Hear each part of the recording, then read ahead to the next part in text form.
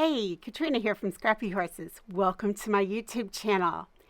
This is my 5th video in a series of art journaling my favorite music. And today's song is Send in the Clowns from A Little Night Music. And we'll talk more about that song later in the video. I usually start a layout like this in Cricut Design Space. I go ahead and choose my verbiage, I choose my digis, and then I get the cut and print, I get it all done, and then Copic color my focal digi and move on from there.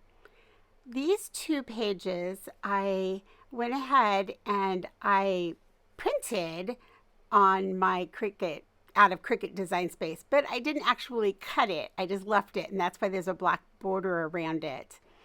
The little ringmaster is actually a cut from Cricut Design Space, but instead of cutting him, I used the print and cut feature. I flattened him right onto the page, as well as that little ticket at the top.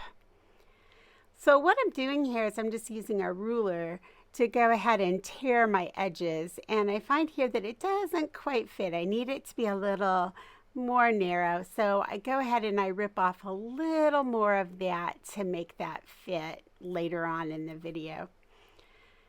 I'm going to go ahead and do my other page exactly the same way, and now I have them both ripped and I'm ready to stick them in.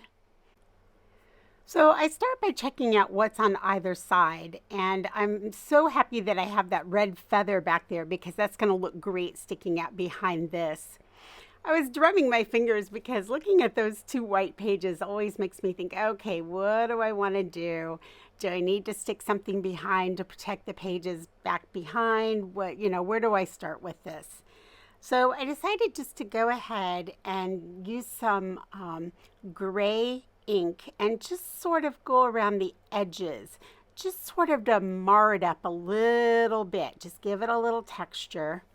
Nothing real big, and now it just takes away the stark white back there. I'm going to come in, this is where I'm going to go ahead and rip off that side a little more, just because it was a little bit too wide for my page in the book. So I'm liking that much better, and I set that aside and move on to the left side. This little digi is from PPinky Designs, I believe, and I'll list that below for you. It's an older digi. I've had it in my stash for a long time, and I've colored her up before. When I thought about doing this song, Send in the Clowns, I obviously wanted a clown digi, and she just came to mind right away. She just has that sweet, sad little face, and I thought, oh, she's going to be perfect for this. I bring in a stencil. I just want to add a tiny bit of texture, and I'm sort of looking to see, is that what I want? And so I'm just sort of playing with it on a piece of scratch paper, and I decided, yes, that works.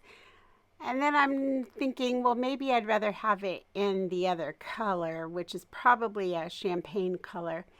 I think I ended up going with the gray.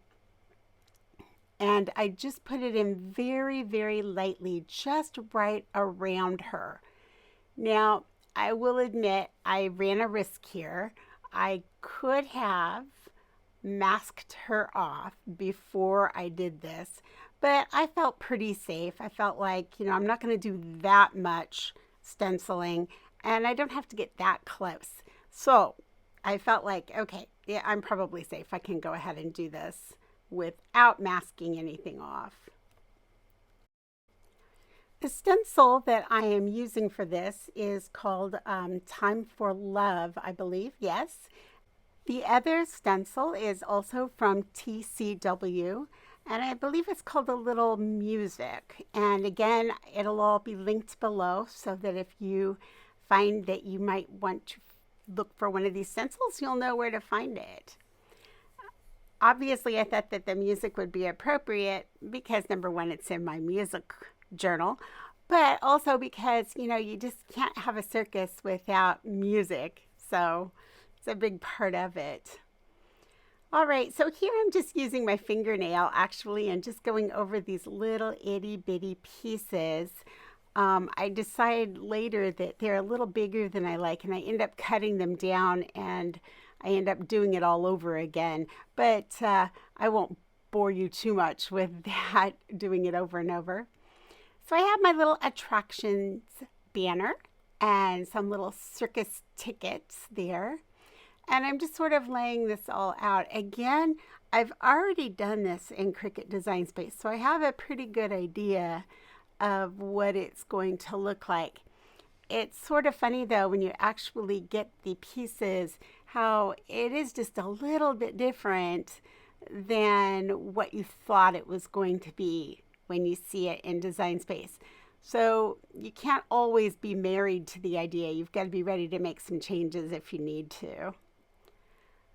I'm going to go ahead and glue these into place, and before I glue in the lighter colored ones, I do go around some of them with just a little bit of cashmere ink. I'm going to go ahead and just place these in and leave spots to tuck the little circus tickets underneath there. I wanted to layer it up sort of so it looked like sort of a stack of them. And then I'll go ahead and throw some little metal sequins in there as well. Just to give it a little flashing glitz, like the circus. Here I'm just going to go around the edge with a marker, and it just drew some squiggly lines just to give it a little something. And I'm going back over and I'm adding more. I'm kind of making it a little bit messy. Now, I didn't love the way that looked, and so I thought, okay, again, if I don't love it and I can't embrace it, then I've got to go further with it. That's just sort of my it's sort of my mantra. You know, if I don't like it, then I haven't done enough of it, I guess. So anyway, I decided, all right, here's what I'm going to do. I'm going to come in with some heavy dual duty thread. This would be like you'd sew buttons onto a coat, for example. It's a heavy duty kind of thread, but not as thick as what I use like if I'm making elbow reeds or something like that. So it's not like a rug thread, it's just heavy duty sewing thread. And I'm just adding this along, and I'm using my Zig two-way glue pen, and I'm just trying to add just a little bit like he's sort of lassoing this whole big mess, okay, that is the circus. All right, so it's sort of symbolic in a way, but also just adds a lot of texture and such. Now, there were some glue dots showing, so that was easy enough. I just came in with some little gray and black sequins and covered those up. That was easy enough. Some of it didn't show as much as other spots, so I just chose the spots that I felt needed it. I think one of my favorite recordings of this Sondheim tune is by Barbra Streisand, and she must have recorded this in the 70s or 80s. Just an absolutely beautiful piece. It starts off with a gorgeous, mournful, melancholy English horn solo that starts the whole thing, and it just sets the perfect tone for the piece. So back to this layout. I'm going to finish it up here with just a few little red gems and white stars, just to surround this sweet little clown girl who is dreaming of her circus days. Hey, thanks for joining me today. I really appreciate it. Any comments or questions, leave them below, and I will leave you all the information below in the information box. I'll catch up with you in the next video. Bye.